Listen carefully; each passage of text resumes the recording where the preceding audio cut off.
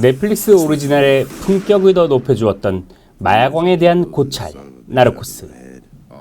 만달로리안의 명배우 페드로 파스칼이 지금 같은 인기를 얻게 된 시작 중의 하나인 나르코스 시리즈가 최신작 나르코스 멕시코 시즌2로 돌아왔습니다.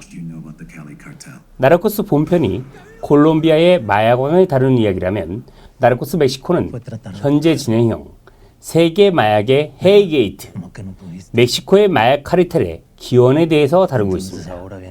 못 보신 분들을 위해 잠시 배경에 대한 설명부터 시작해 보겠습니다. 1980년대 멕시코, 그 당시 멕시코의 마약 사업은 마리화나를 재배해서 파는 것이었습니다. 춘추 전국시대처럼 재배 및 판매를 각각의 구역, 즉 플라자에서 관리하였는데요. 이러한 플라자들을 규합하여 하나의 거대 유통망으로 만든 사람이 바로 가파도 미겔 앙헬 펠릭스 가야르도입니다. 그 펠릭스는 플라자를 하나로 합쳐서 마약 카르텔로 만들었는데요. 콜롬비아의 마약 조직인 파블로 에스코바르와 칼리 카르텔과 협상을 통해서 코카인을 수입해서 막대한 수입을 올리게 되죠. 나르코스 멕시코 시즌 1은 이러한 펠릭스의 성장과 카르텔의 조직화, 그리고 그를 추적하는 DEA 요원 엔리케 카마레나의 이야기입니다. 조그만 조직에서 마리화나를 재배하던 펠릭스가 어떻게 보스 중의 보스로 불리는 가파도가 되었는지 알 수 있었던 범죄 조직 성장 드라마라고 하겠습니다. 실제 마약왕들의 순서는 이렇습니다. 나르코스의 시작 파블로 에스코바르는 93년, 칼리의 신사들은 95년, 그리고 이 멕시코의 마약왕 펠릭스는 89년도 이야기라고 하네요. 물론 시간 순서와 실제 시청 순서는 아무런 상관이 없습니다. 그리고 나르코스 멕시코 시즌 2의 이야기. 펠릭스의 만행을 더 이상 지켜볼 수 없었던 미국 DEA는 그를 잡기 위해 더 처절한 응징을 시작합니다. DEA 요원의 살인사건에 관계에 있었던 사람들을 납치하면서 펠릭스가 저지른 사건임을 증명하려 합니다. 이제 멕시코 마약 조직의 정점에 서 있는 펠릭스. 하지만 그가 하나로 묶은 플라자들은 한 개의 조직이 아닌 각 구역을 장악하고 있는 경쟁자들이기 때문에 서로 충돌하게 됩니다. 카르텔 모르게 몰래 독자적인 마약 판매, 땅굴을 파기도 하고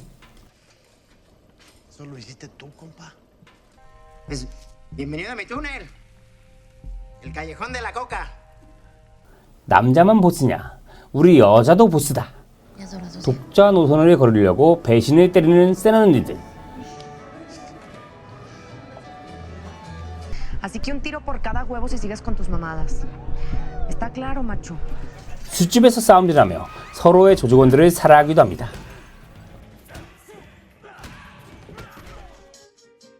무엇보다 능구렁이 100마리는 쳐드신 것 같은 할아버지 보스가 운영하는 걸프 카르텔의 배신까지.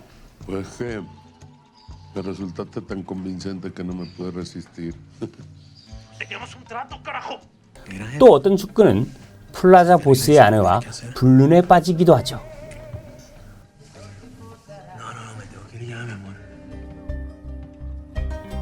이러한 혼돈 속에서 좁혀오는 DEA의 수사망에 펠릭스는 입지가 약해지게 되고 든든한 뒷배경이었던 정치인들도 펠릭스를 배신하라고 합니다.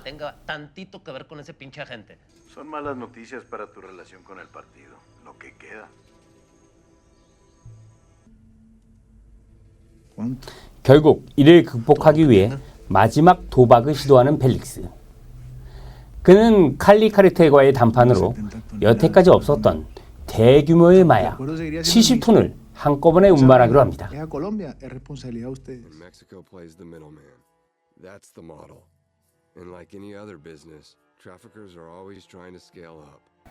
그리고 자신의 배경이 될 멕시코 대통령 선거 조작까지 개입하게 되죠.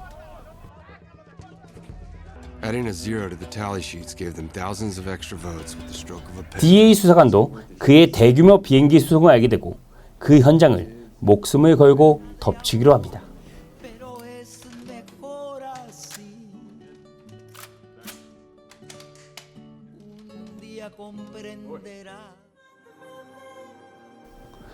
조직 내의 배신과 플라자 보스들에 대한 과도한 응징으로 조직 장악력까지 잃게 되는 펠릭스.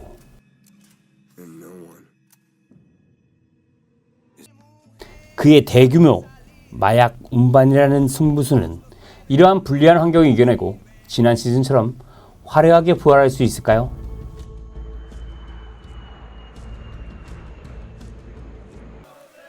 큰 기대를 품고 시청한 나르코스의 새로운 시즌이지만 개인적으로 저는 아쉬운 점이 많았습니다. 가장 큰 원인은 카리스마, 펠릭스를 견제해야 할 뚜렷한 라이벌이 없었다는 점입니다.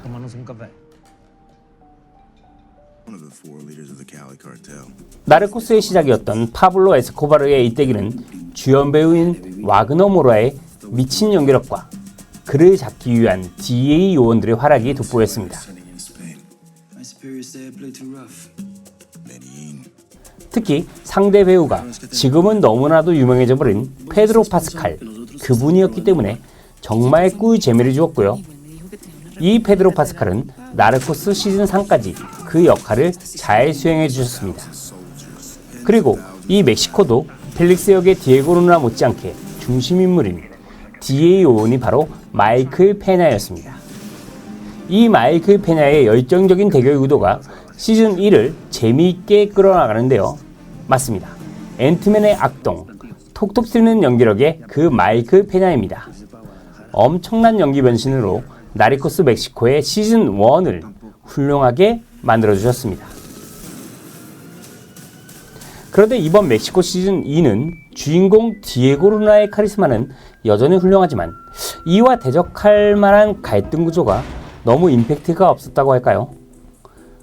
새로운 수사관으로 나오신 분이 너무나 유약하고 배경 이야기 자체가 동생이 마약으로 죽은 심파극이며 이렇다 할 활약도 한번 펼쳐보지 못한 채 마약왕 펠릭스에게 아무런 위협도 되지 못합니다.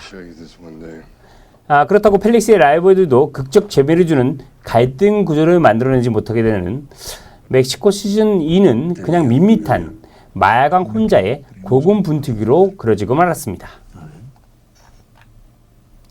물론 마약 조직, 그것도 현재도 잔인하고 나쁜 짓만 있었는 범죄 조직을 부각시킬 필요는 없지만 아무래도 그 화끈한 대결 구도나 통쾌한 정의 집행이 이루어지지 않는 멕시코 시즌 2는 계속 그냥 답답한 고구마 줄거리만 되풀이할 뿐입니다.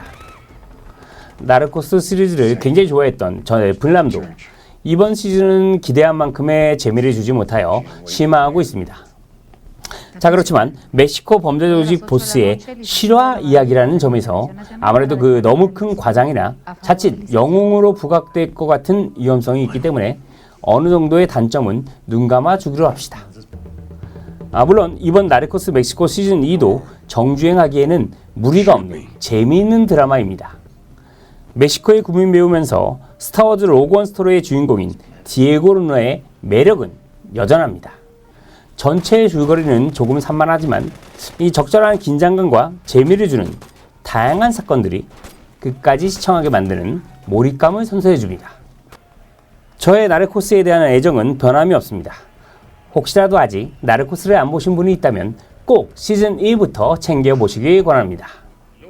실망스러운 멕시코 시즌 2였지만 여전히 인간의 탐욕과 남자의 야망, 돈과 마약 문제로 인한 인간들의 잔혹함들이 잘 그려진 수작이었습니다. 무엇보다 이러한 폭력과 범죄가 현재도 세계에서 벌어지고 있는 엄연한 현실이라는 점이 더 무섭게 다가옵니다. 개인적으로는 나르코스 시리즈가 여기에서 막을 내려도 매우 만족합니다. 멕시코의 첫 번째 이야기는 이번 시즌 2에서 마무리되는 것 같고 또 시즌을 새로 진행한다면 아마 새로운 인물이 나올 것 같은데요. 처음 나르코스가 등장했을 때 몰입감과 카리스마를 보여주지 못한다면 이쯤에서 마무리하는 것도 좋을 것 같습니다. 자, 나르코스 멕시코 시즌2 디에고 루나라는 멕시코 국민 배우의 매력만으로도 볼 가치는 사실 충분합니다. 디에고 루나의 차기작인 스타워즈 로그 원 드라마의 시리즈가 더욱더 기대되는데요. 자, 그럼 저는 다음 작품으로 돌아오겠습니다. 구독과 좋아요는 넷플람에게 좋은 영향식이죠.